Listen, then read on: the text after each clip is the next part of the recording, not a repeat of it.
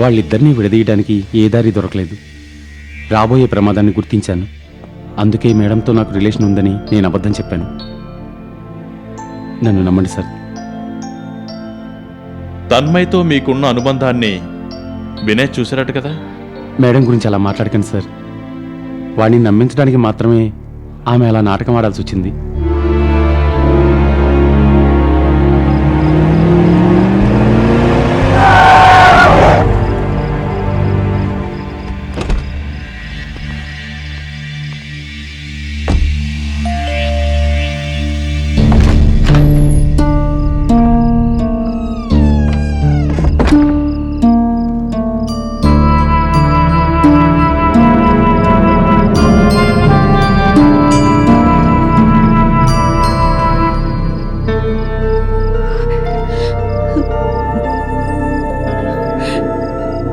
ప్రేమించిన వాళ్ళని తిరిగి ప్రేమించకపోయినా కనీసం బాధ పెట్టకుండానైనా ఉండలేకపోతున్నాను భగవంతుడా.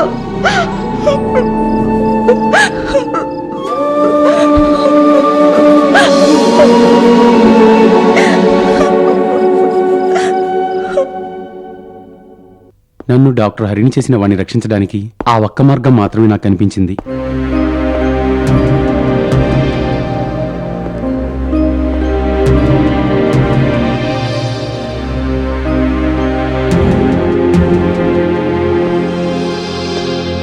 ఈయన్ని ఇక్కడికి నేనే పిలిపించాను.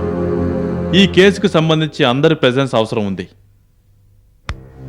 హరి, నీకు హరితకు మధ్య ఉన్న అనుబంధం గురించి నాకు తెలియలేదురా.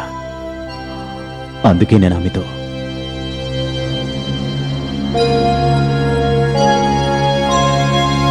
మీరు ఆడిన నాటకం, నటించిన వేషం బాగానే ఉంది. కానీ దీనివల్ల ఆత్మహత్యకు ప్రయత్నించిన అమ్మాయి సంగతేంటి? ఆమె లైఫ్కి ఎవరు గ్యారంటీ? దానికి జవాబు మీరే ఇవ్వాలి.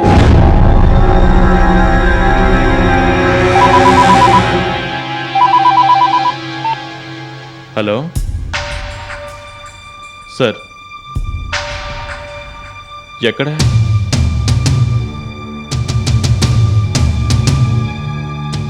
నేను వస్తాను.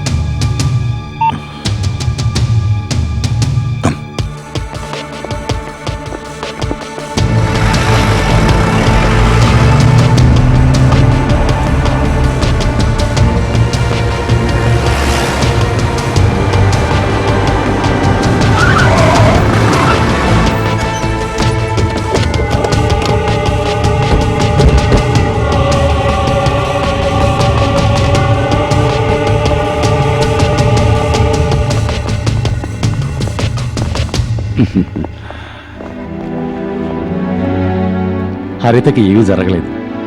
కొంచెం సేపు మీరు టెన్షన్ పడతారని.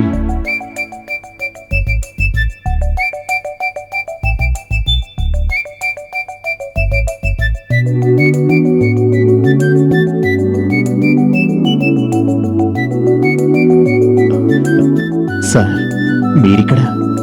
నేనే ఆయన ఇక్కడికి పంపాను. నాకు తెలియకుండానే ఈ అమ్మాయి ఈ పరిస్థితికి నేను కూడా కారణమయ్యాను. హరితకు అన్ని విషయాలు చెప్పాను. ఇప్పుడు తన మనసులో ఎలాంటి అనుమానాలు లేవు. ఏది ఏమైనా సమస్యలన్నీ తీరినట్టే కదా అని ఎవరు చెప్పారు? ఆత్మహత్యా ప్రయత్నం చట్టరీత్యా నేరం. ఇంతవరకు నా సర్వీసులో ప్రొఫెషనల్ ఎథిక్స్ ని కాదని ఏమీ చేయలేదు. ఈసారి దీన్ని వదిలేస్తున్నాను, మీ ఫ్రెండ్షిప్ కోసం.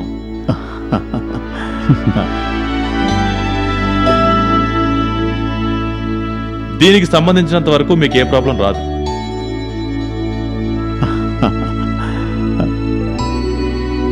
ఓ, నేను ఎంత భయపడ్డానో.